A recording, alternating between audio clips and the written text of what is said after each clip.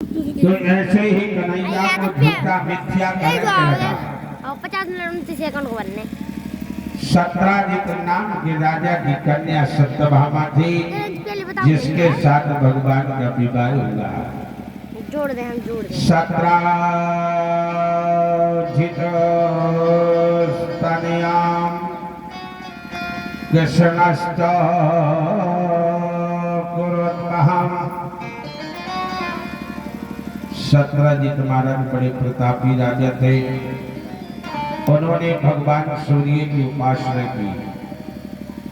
जय सूर्य सहस्रांशु तेजो राशि जगतपते अनुगम भयाम माम भक्त ग्रहण अर्घम दिवाकरा। जो भी प्राणी भगवान सूर्य की उपासना करता है तो उसके आंखों की दिव्य ज्योति बढ़ जाती है। क्या होता है? आंखों की रोशनी बढ़ जाती है। जो सुबह प्रातः काल उठकर सूर्य भगवान को जल देता है उसकी समस्त कामनाएं पूरी होती हैं।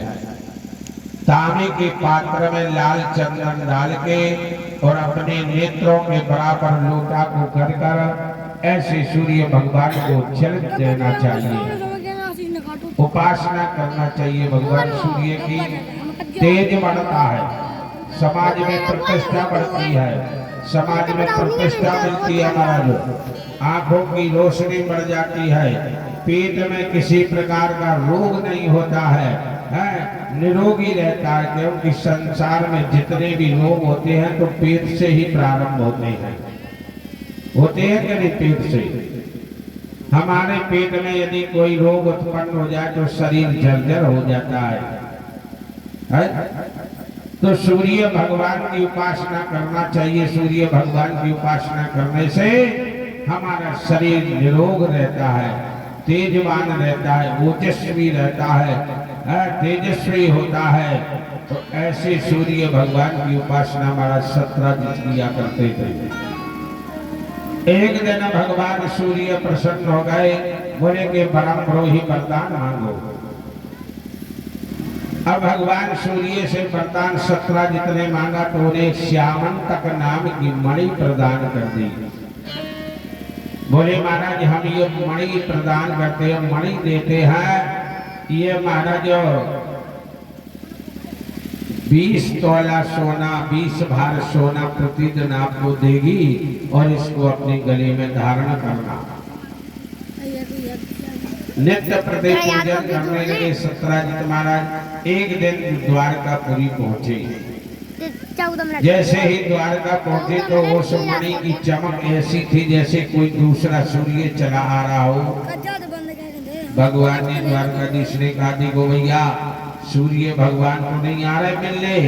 सभी द्वारकावासी बोले हाँ सूर्य भगवान आ रहे। देखा कि सत्राजित है, सुंदर आसन पर बिठाया, सुंदर सम्मान किया। जीवन में ये मतलब में कोई युद्ध नहीं होता, कोई तलवारें नहीं चलती हैं, मन मुटाव कर लेते हैं।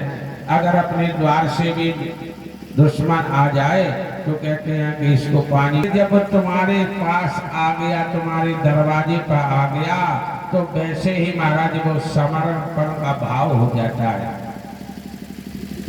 फिर बैर नहीं होता है, बैर भाव को त्याग देना चाहिए।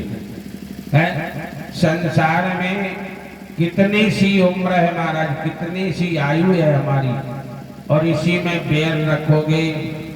एक दूसरे से प्रेम करना सीखो, बैर का परित्याग कर देना चाहिए। नहीं महाराज तो बैर तो अवश्य करेंगे, लड़ाई करेंगे, बैर करेंगे। अब जब तुम्हारा विरोध भी बन गया तो विरोध बनने के बाद फिर क्या होता है कि ना घर तेरा ना घर मेरा, चिड़िया रहन बसेरा, भज गोविंदम भूण मचे। न तुम्हारा घर है न हमारा घर है। इस मकान इस भूमि पर लाखों लोग आकर रह गए और लाखों चले गए। इसी प्रकार एक दिन हमको भी जाना पड़ेगा। भाई ये तो संसार है, बाजार है। ये बाजार में सौदा लेने के लिए आए हो, तुम्हारा सौदा हो गया तुम चले गए, हमारा हो गया हम चले गए। है, ये तो सफर है, जीवन का, जिंदगी का सफर है। इस